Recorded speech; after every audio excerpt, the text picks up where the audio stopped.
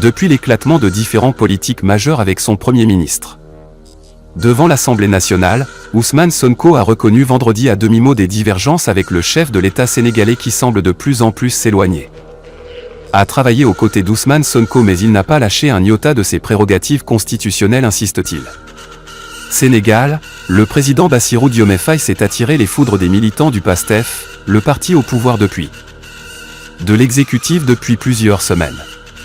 Elle a donc suscité une vague de réactions sur place. Dans la presse nationale et sur les réseaux sociaux, plusieurs voix estiment qu'Ousmane Sonko gagne en pouvoir et en marge de manœuvre avec ce nouveau texte. Il est également longuement revenu sur les difficultés économiques que rencontre le Sénégal, appelant la population à faire preuve de patience. Il a assuré que son plan de redressement économique était la solution. En réponse aux rumeurs de dissension.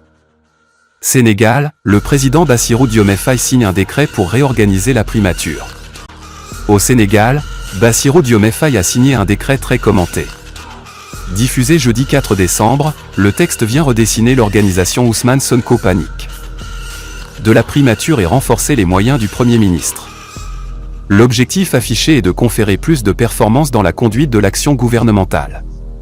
Sa révélation intervient dans un contexte de froid installé au sein du tandem.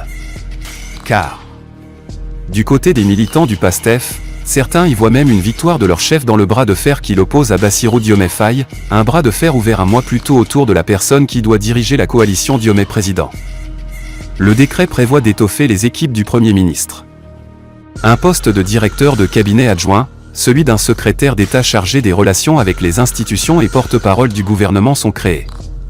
Des conseillers techniques pourront être mobilisés par le chef du gouvernement.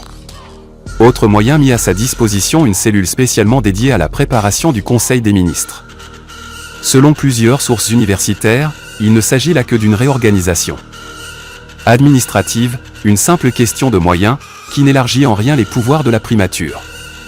C'est un pas pour décrisper la situation, souligne un chercheur en sciences politiques qui estime que le président se montre prêt à continuer. Sénégal, le Premier ministre Ousmane Sonko fait démonstration de la force de son parti. Ousmane Sonko, Premier ministre du Sénégal et président du parti PASTEF, a tenu samedi 8 novembre un meeting très attendu au stade Léopold Sédar Senghor, à Dakar. Plusieurs dizaines de milliers de personnes y participaient, dans un contexte de grogne sociale.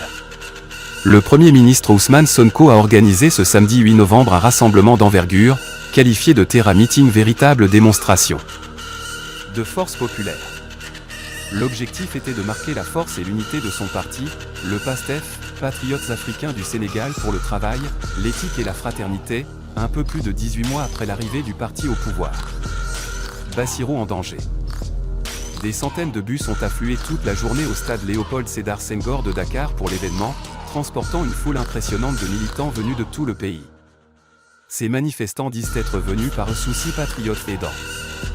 Le but de réitérer leur soutien à Ousmane Sonko et à son projet de transformation du pays. On a pris la décision de rassembler encore tous les patriotes pour montrer la force du PASTEF parce que beaucoup de gens disent que la jeunesse a délaissé Sonko. La foule, immense et enthousiaste, a témoigné de l'engagement des Sénégalais envers le projet politique d'Ousmane Sonko. Les participants ont souligné leur motivation patriotique et leur désir de voir le PASTEF réussir dans ses ambitions de changement. Dans son discours, Ousmane Sonko n'a pas hésité à critiquer l'ancien président Macky Sall, l'accusant de haute trahison dans l'affaire de la dette cachée. Il a même appelé à la dissolution de son parti, l'APR, l'ex-parti du pouvoir de Macky Sall.